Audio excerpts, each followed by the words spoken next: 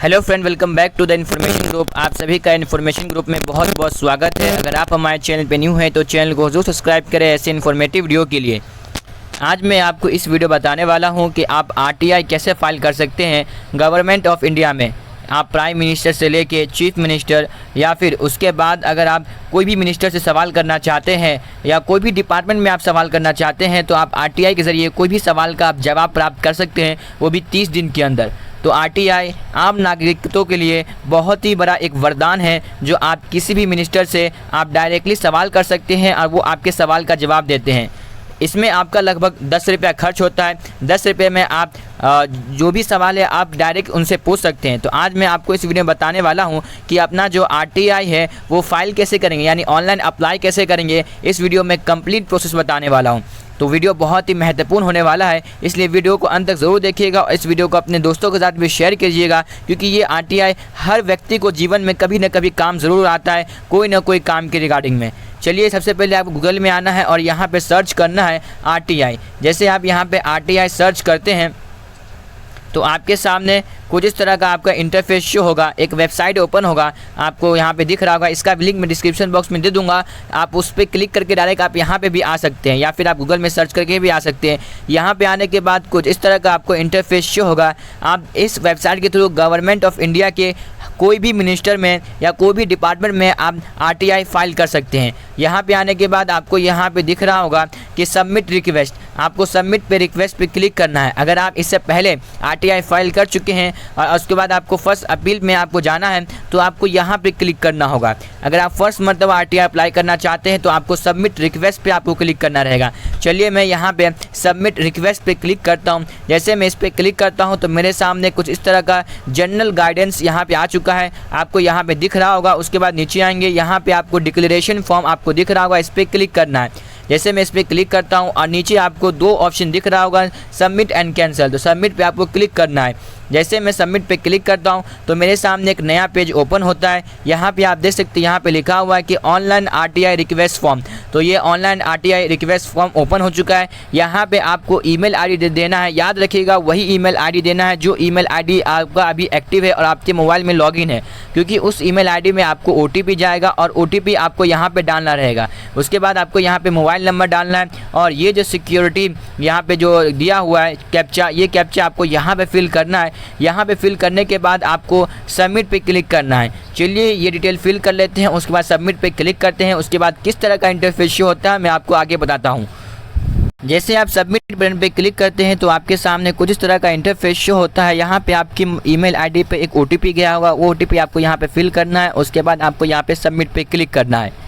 जैसे आप submit button पे क्लिक करते हैं तो आपके सामने कुछ इस तरह का इंटरफेस शो होगा। यहाँ पे आपको सिलेक्ट करना है मिनिस्ट्री डिपार्टमेंट जहाँ पे आपको आरटीआई फाइल करना है। उसके बाद सिलेक्ट पब्लिक अथॉरिटी। तो जैसे ये इस ऑप्शन पे हम क्लिक करते हैं तो आपको सभी डिपार्टमेंट दिख जाएगा, जहाँ पे आप डायरेक्टली गवर्नमेंट से आप क्वेश्चन कर सकते हैं। जो भी आपका क्वेश्चन है आप उनसे कर सकते हैं। जैसे नीचे आएंगे तो यहाँ पे आपको बहुत सारी डिपार्टमेंट मिलेगा। डिपार्टमेंट ऑफ हायर एजुकेशन, इसमें भी आप सवाल कर सकते हैं। अब एजुकेशन के रिगार्डिंग में कोई अगर आपका क्वेश्चन है तो डिपार्टमेंट ऑफ आप मतलब बहुत सारे डिपार्टमेंट है इसके अंदर। मिनिस्ट्री ऑफ एक्सटर्नल अफेयर्स से भी आप यहाँ पे सवाल कर सकते हैं।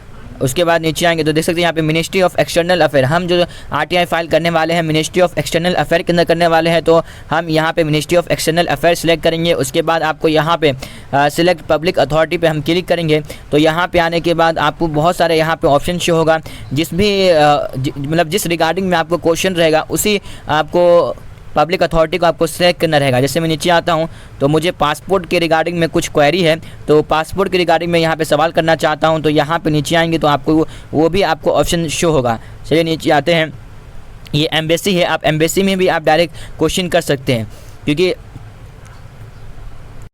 मिनिस्ट्री ऑफ एक्सटर्नल अफेयर के अंदर एम्बेसी भी आती है। पासपोर्ट, सॉरी गाइज, खांसी कुछ ज़्यादा ही आ रहा है।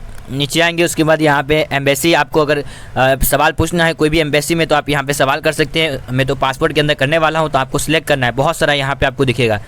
नीचे आना है और नीचे आना है आपको, ऐसे आपको नीचे स्क्रॉल करना है, कहीं ना कहीं मिलेगा। उसके बाद और नीचे आना है आपको, कहीं ना कहीं इसी के अंदर पासपोर्ट के बारे में दिया है। अगर नहीं दिया है तो आप direct ministry of external affair में आप डायरेक्ट सवाल कर सकते हैं, क्योंकि पासपोर्ट जो हमारा आता है वो मिनिस्ट्री ऑफ एक्सटर्नल अफेयर के अंदर ही आता है। तो अगर पासपोर्ट का अगर कोई सेक्शन है तो उसको सेलेक्ट कीजिए, अगर नहीं है तो डायरेक्ट आप मिनिस्ट्री ऑफ एक्सटर्नल अफेयर में ही आप डायरेक्ट क्वेश्चन कर सकते हैं। चलिए मतलब आप मैं रीचेक कर लेता हूँ कि पासपोर्ट का कोई यहाँ पे सेक्शन दिया हुआ है कि नहीं। उसके बाद आपको यहाँ पे अपना ईमेल आईडी जो दिए है वो तो यहाँ पे ऑटोमेटिक रहेगा। आपका मोबाइल नंबर भी रहना चाहिए जो एसएमएस आपको अलर्ट करेगा, मतलब बार बार आपके मोबाइल पे एसएमएस आएगा। वापस से कंफर्म ईमेल आईडी डालना है, आपका यहाँ पे नाम डालना है, जेंडर सेलेक्ट करना है और यहाँ पे आपको अपना एड्रेस फिल करना है, जो भी आपका एड्रेस है। और उसके बाद आपको यहाँ पे अपना पिन कोड देना है और उसके बाद आपको यहाँ पे कंट्री में आपको इंडिया सेलेक्ट करना है, ऑटोमेटिक यहाँ पे सिलेक्ट रहेगा। उसके बाद स्टेट मतलब यहाँ पे सिलेक्ट करना है कि कौन से स्टेट से आते हैं आप। उसके बाद आपको यहाँ पे रूरल है या अर्बन है वो आपको सिलेक्ट करना है। आप क्या लिटरेट है या इलिटरेट है, यानी कि आप पढ़े लिखे हैं या फिर आप एजुकेशन आप किए हैं, मतलब आप पढ़ाई किए हैं कि नहीं किए, वो आपसे यहाँ पूछा जा रहा है।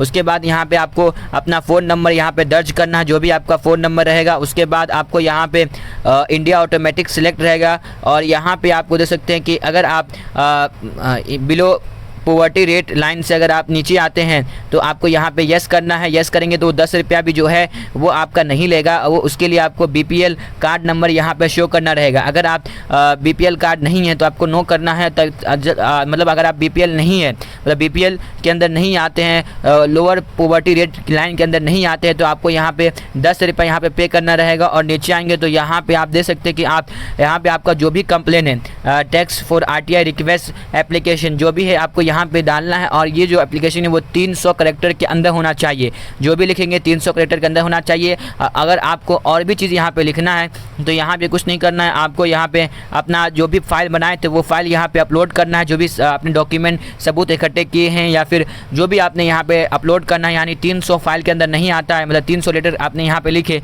तो 300 लेटर में आपका क्वेश्चन नहीं बन रहा है या फिर आपका कुछ और भी बहुत सारे क्वेश्चन है, तो आपको क्या करना है, एक लेटर बनाना है, अच्छे से फॉर्मेट बनाना है, उस फॉर्मेट लेटर को यहाँ पे अटैच कर देना है।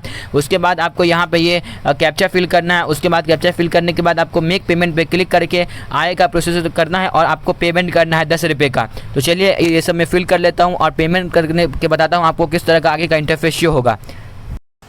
आगे बढ़ने से पहले मैं एक बात आपको बता दूँ, कभी कभी डिपार्टमेंट है ना आपको यहाँ पर सर्च करने के बाद भी नहीं मिलता है, तो आपको घबराने की ज़रूरत नहीं है। आपको क्या करना है, यहाँ पे जो आपको एक ऑप्शन दिख रहा होगा सर्च पब्लिक अथॉरिटी, यहाँ पे क्लिक करके आप मैन्युअली यहाँ पे सर्च भी कर सकते हैं। जैसे इस पर क्लिक करके, जैसे मैंने पासपोर्ट सर्च किया तो ये आ गया था, जैसे आप इसको मैं हटाऊंगा और दूसरा चीज़ सर्च करूँगा तो दूसरा डिपार्टमेंट आ जाएगा। तो इस तरह आप मैन्युअली सर्च करके भी अपना डिपार्टमेंट ढूंढ सकते हैं। जैसे सर्च करके आप ढूंढेंगे तो ये जो ऑटोमेटिक है ये दोनों ऑटोमेटिक फिल हो जाएगा। तो चलिए मैंने सभी चीज़ फिल कर लिया हूँ एक एक करके आपके सामने, ये सब मैंने फिल कर लिया हूँ, ये सब में मैं लिख लिया हूँ। आप भी लिख सकते हैं कुछ इस तरह का। आपको लगभग है ना 3000 कैरेक्टर तक होना चाहिए, उससे अधिक नहीं होना चाहिए, समझे। उसके बाद नीचे आएंगे, नीचे आने के बाद आपको यहाँ पे एक फ़ाइल अटैच करना। अगर आपके पास है, मतलब आपने कुछ डॉक्यूमेंट बनाए होंगे, अच्छे से लेटर लिखे होंगे और कुछ सबूत अटैच किए होंगे, तो अगर आप वो सब एक फ़ाइल में अटैच करके पीडीएफ में, और उसको आप यहाँ पे अटैच करना है। जो फाइल का नाम है ना 12 कैरेक्टर से अधिक नहीं होना चाहिए, फाइल का नाम 12 कैरेक्टर से अधिक नहीं होना चाहिए। तो यहाँ पे वो आपको सिलेक्ट करना है और यहाँ पे मैंने अटैच कर दिया हूँ, जिसका नाम SSS.pdf है, यहाँ पे आपको दिख रहा होगा। और इसके बाद मुझे ये कैप्चा फिल करना है और मेक पेमेंट पे क्लिक करना है। चलिए मैं आगे का प्रोसीजर फटाफट कर लेता हूँ।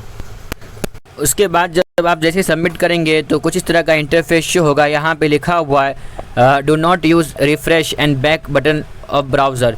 तो आपको ना रिफ़्रेश करना है ना बैक आपको जाना है। उसके बाद अगर आप पेमेंट करने के बाद आपका पेमेंट नहीं होता है तो 24 से 48 घंटे के अंदर आपको इंतज़ार करना है।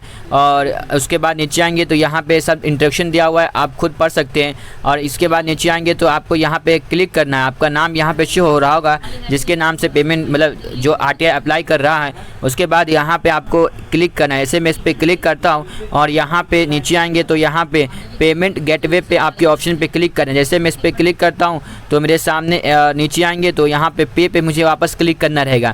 जैसे मैं पे क्लिक करता हूँ और उसके बाद यहाँ पे ओके पे मुझे क्लिक करना है। आपको इंस्ट्रक्शन पढ़ना है तो पढ़ सकते हैं। जैसे मैं ओके पे क्लिक करता हूँ तो ये नेक्स्ट पेज ओपन हो रहा है। थोड़ा आपको इंतज़ार करना है, मेरे मोबाइल में इंटरनेट का इशू है थोड़ा, तो इंतज़ार करने के बाद कुछ इस तरह का इंटरफेस शो होगा। वेलकम टू SBI पे लाइट, आपको कुछ इस तरह का इंटरफेस शो होगा। नीचे आएंगे तो आप यहाँ पे SBI के ज़रिए, नेट बैंकिंग के ज़रिए, क्रेडिट कार्ड के ज़रिए। और यहाँ पे नीचे आएंगे शायद UPI का ऑप्शन भी होगा इसके अंदर, देख सकते हैं यहाँ पे बोला था आपको UPI के ज़रिए भी आप पेमेंट कर सकते हैं। जैसे मैं इस पर क्लिक करता हूँ UPI, उसके बाद नीचे आएंगे तो यहाँ पे आपको 10 रुपये अमाउंट दिख रहा होगा। यहाँ पे QR कोड पे स्कैन करके भी आप पेमेंट कर सकते हैं और UPI ID नंबर डाल के भी कर सकते हैं। चलिए मैं QR कोड इस पर क्लिक करता हूँ। जैसे मैं सबसे पहले मैं UPI पे क्लिक किया तो आपको यहाँ पे UPI ID डालना है। UPI ID डालने के बाद आप यहाँ पे पेमेंट कर सकते हैं। अगर आप UPI ID नहीं डालना चाहते हैं, QR कोड से आप पेमेंट करना चाहते हैं तो QR कोड पे क्लिक करेंगे तो यहाँ पे आपके सामने एक QR कोड यहाँ पे जनरेट हो जाएगा। थोड़ा सा आपको इंतज़ार करना है।